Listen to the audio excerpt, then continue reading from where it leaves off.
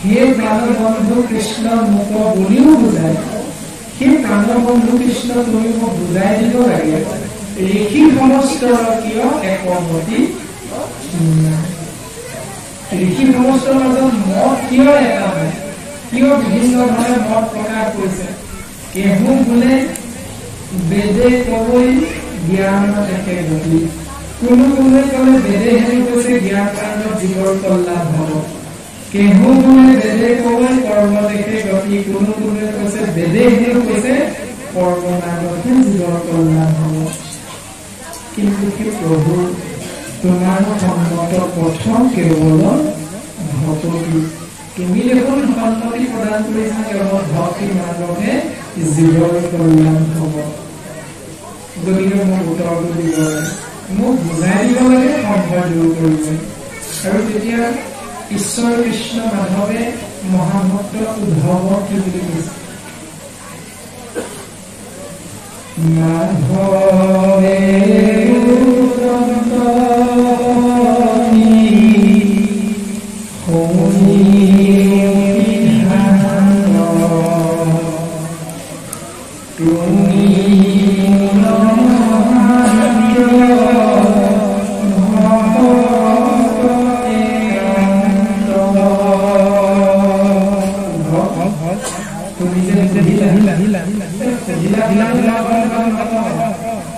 কিন্তু তোমাক মই এই কাৰণে কম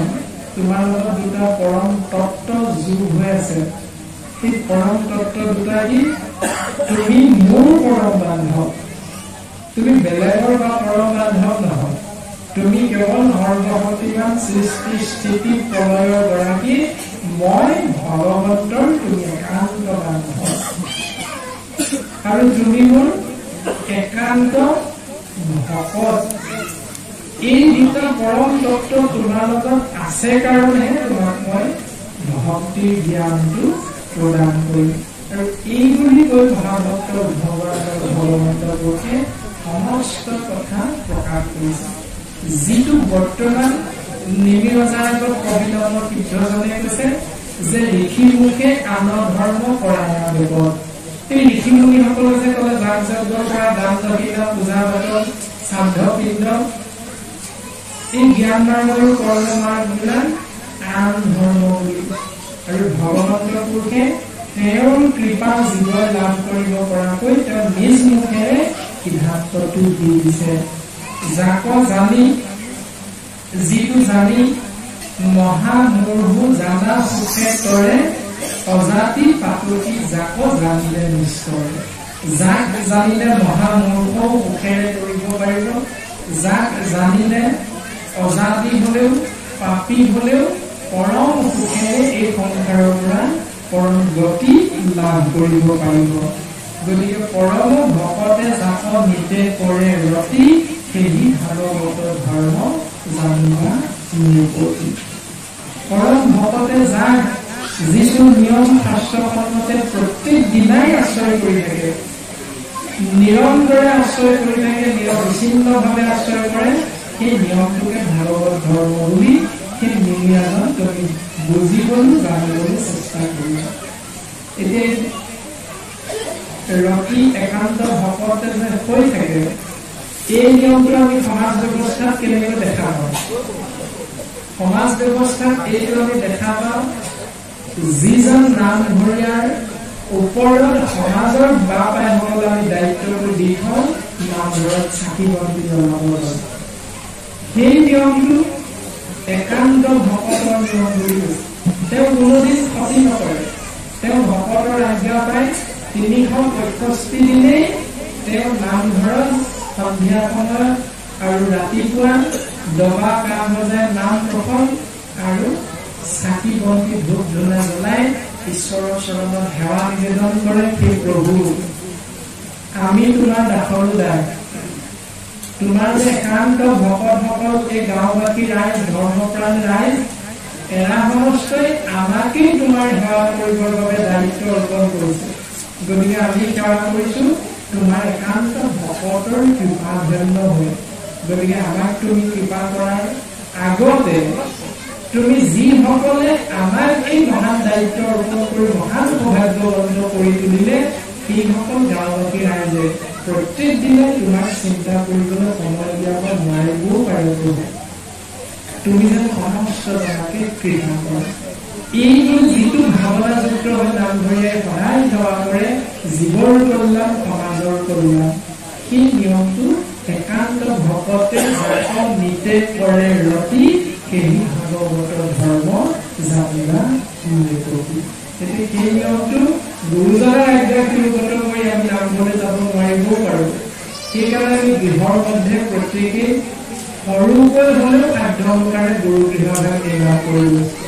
যাতে আমি কৰ্মলৈ যাওঁ ৰাতিপুৱা 8 বজাত সেই 8 বজাৰ আগত আমি শুই উঠি গা পা ধুই ঈশ্বৰক এভাগ সেৱা কৰি আমি যাতে ওলাই যাব পাৰোঁ এইটো গুৰুজনাৰ আদৰ্শ আমি পালন কৰোঁ আৰু যদি পালন কৰি আছোঁ তেতিয়াহ'লে এইটোৱে সৰ্বপ্ৰথম ভাগৱত ধৰ্মৰ লক্ষণটো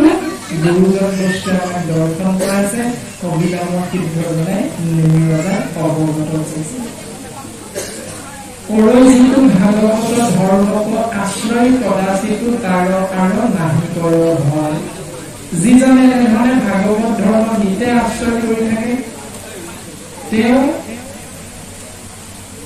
ভয় কৰিব লগা একো নাই বুলি কৈছে আমি সমস্তজনে নামঘোষাৰ মাধ্যমেৰে বুজি পাওঁ যে যতেক অনৰ্থ আছে সংসাৰত তাতে তিনিবিধ সাৰ কাম ক্ৰোধ লোভ আপোন নাশন জানি কৰা পৰিহাৰ এই গুৰু সেৱাৰ মাধ্যমেৰে অনৰ্থকাৰী তিনি তত্ত্ব কাম ক্ৰোধ আৰু লোভ এই মহামোহৰ পৰা আমি পৰিত্ৰাণ পাব পাৰোঁ এয়া গুৰুজনে আমাক দৰ্শন কৰাই দিছে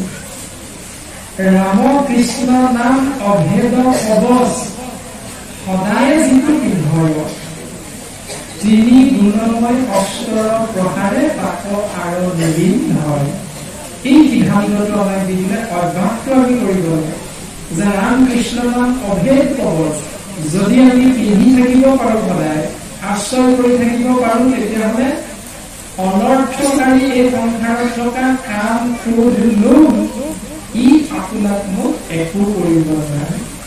সেইকাৰণে আমি এই অভ্যাসটোৰ মাজেৰে গৃহস্থী ধৰ্মত ভাগৱত মহাধৰ্মক আশ্ৰয় কৰি আমি সমস্তজনে ইহকাল পৰকাল অনন্তকাল এই অসাৰ বুলি কোৱা অশাশ্বত বুলি কোৱা মিছা বুলি কোৱা অসত্য বুলি কোৱা ধন জন পুত্ৰ ভাৰ্যা জীৱন যৌৱন সমস্তকে আমি সাৰ কৰি ল'ব পাৰোঁ শাশ্বত কৰি ল'ব পাৰোঁ এই ব্যৱস্থাটো গুৰুজনাৰ বস্তুৱে আমাক দিছে এতিয়া আমি কৰিবলৈ চেষ্টা কৰিছোঁ নে নাই কৰা এইটো আমি প্ৰত্যেকে নিজে নিজেহে বুজি পাম সেইটোৰ ওপৰত নিৰ্ভৰ কৰিব ভগৱন্তৰ কৃপা আমি কিমান কেনেধৰণে বাৰ্তা সংস্থাই লাভ কৰিছোঁ গৃহস্থী ধৰ্মৰ প্ৰত্যেকৰে কিমান সুখৰ হৈ আছে এইটো নিৰ্ভৰ কৰিব আমাৰ আচাৰ আচৰণ ভাৱনাৰ ওপৰত এনেধৰণে সিদ্ধান্ত দিলে তাৰপিছত প্ৰকাশ কৰিছে ইৰানে আন ধৰ্মে তন্ত্ৰে মন্ত্ৰে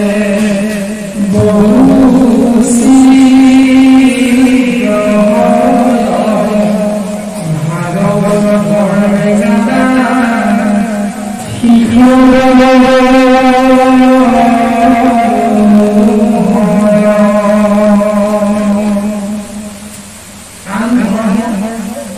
যিবিলাক ঋষিৰ মুখেৰে প্ৰকাশ কৰিছিলে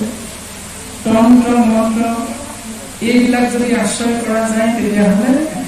জীৱৰ অমংগল হয় বুলি কৈছে বহুত বহুত অপৰাধ হৈ যায় বুলি কৈছে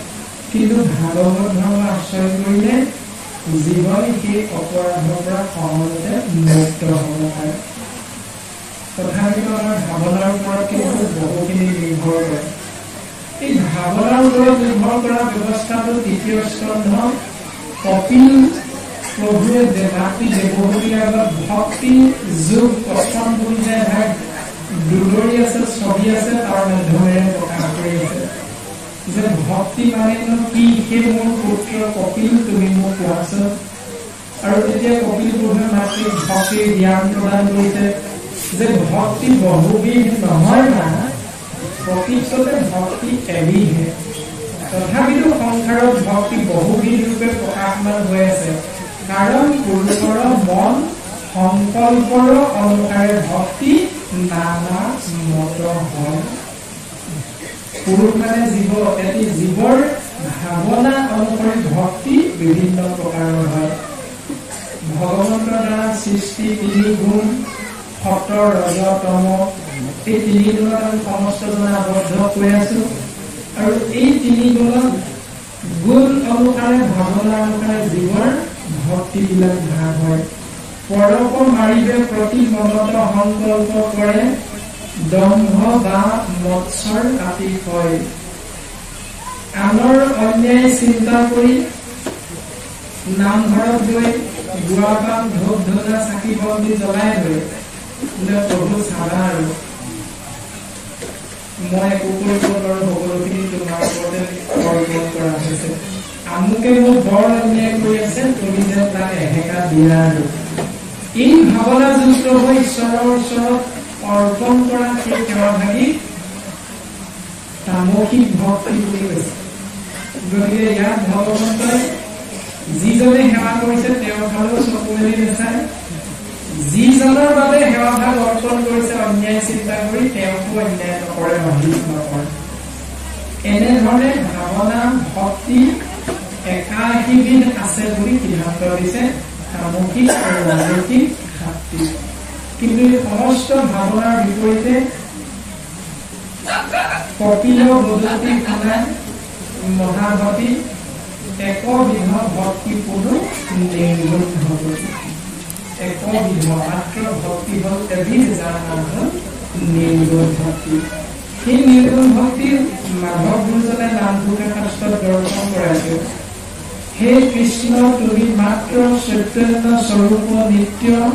সত্য শুদ্ধ জ্ঞান অসন্দিত আৱৰ যতে কৈতো তোমাৰ বিপদৰ ৰূপ চৰাচৰ মায়াৰে কল্পিত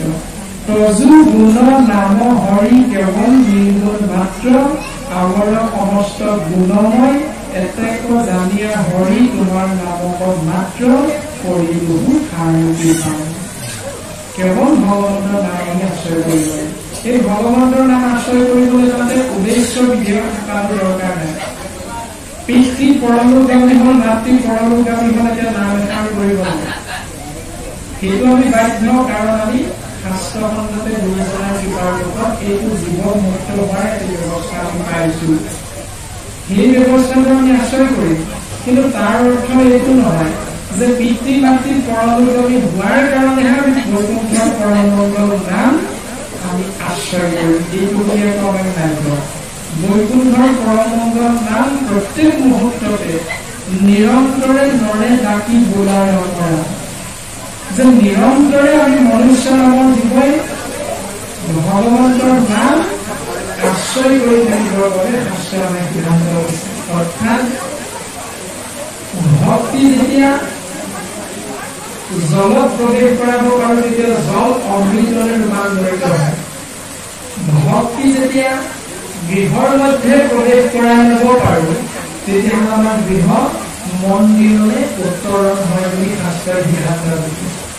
ভক্তি যেতিয়া আহাৰত প্ৰৱেশ কৰাই ল'ব পাৰিম তেতিয়া সেই আহাৰক প্ৰসাদ বুলি কোৱা হয় প্ৰত্যেক আহাৰকে এই প্ৰসাদ বুলি নকয় ভক্তি প্ৰৱেশ কৰোৱাৰ গুৰুজনাৰ আদৰ্শত যিটো ব্যৱস্থা আমি আশ্ৰয় কৰোঁ তেতিয়াহে আহাৰ প্ৰসাদলৈ ৰূপান্তৰিত হয়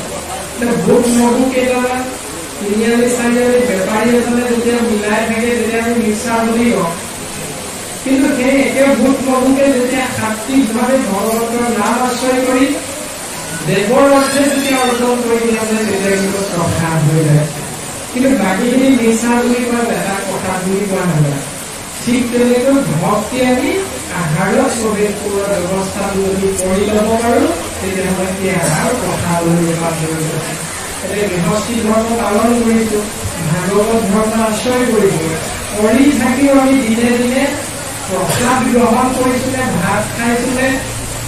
ৰক্তৰঞ্জিত আহাৰ খাইছো কোনটো মাধ্যমেৰে আমি জীৱন অতিবাহিত কৰিছো আমি প্ৰত্যেকে নিজে নিজেহে বুজি পাওঁ কিন্তু শাস্ত্ৰৰ প্ৰত্যেকটো উপদেশ তেনেকৈ দিছে যে ভক্তি আশ্ৰয় কৰি আহাৰত প্ৰসাদলৈ ৰূপান্তৰিত কৰি প্ৰসাদ তুমি প্ৰত্যেক দিনাই গ্ৰহণ কৰা সেই জীৱন তোমাৰ কল্যাণ সাধন পুৰাণো কৰিব টান অমধ্যৰো নলনা ঘাট বুলি কৈছে। ইয়াতে পাছত ক'ব সিদ্ধসকলে নিৰ্ণয়ৰ আগত আমি সিমানখিনি নাপাওঁ বুলি তথাপিতো কথাখিনি মনলৈ আহিছে, আমি প্ৰকাশ কৰি দিয়া যে সুৰাণো কৰিব টান অৰ্থাৎ বাৰুণী সুৰা পান কৰি যদুবংশ ধ্বংস হৈছিল। তথাপিতো সিদ্ধসকলে কৈছে যে সুৰা মাদক দ্ৰব্য যদি পান কৰা সেই ব্যক্তিজন সেই জীৱ শুদ্ধ হ'ব পৰা ব্যৱস্থাটো শাস্ত্ৰই আছে বুলি কৈছে। সুৰা পান কৰা জনো সংস্কাৰ মুক্ত হ'ব পাৰে বুলি সিদ্ধান্ত দিছে। কিন্তু অমধ্যৰো নলবাৰ ঘাট, অমধ্য মানে হ'ল ৰক্ত ৰঞ্জিত আহাৰ। ৰক্ত ৰঞ্জিত আহাৰ যদি গ্ৰহণ কৰে সেই জীৱ কেতিয়াও সংস্কাৰ হ'ব নোৱাৰে, শাস্ত্ৰত তাৰ কোনো উল্লেখেই নাই বুলি সিদ্ধান্ত দিছে। এতিয়া আমি ৰক্ত ৰঞ্জিত আহাৰ গ্ৰহণ কৰিম নে নকৰিম? শাস্ত্ৰত প্ৰথমেই কৈছে, প্ৰথমে প্ৰণাম ব্ৰহ্ম ৰূপী সনাতন সৰ্ব অৱতাৰৰ কাৰণ নাৰায়ণ।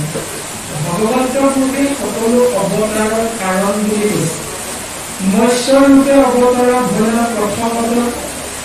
উদ্ধাৰিলা দেৱ প্ৰভু প্ৰলয় জগত। ভগৱন্তৰ মৎস্যৰূপে অৱতাৰ ধাৰণ কৰিছে,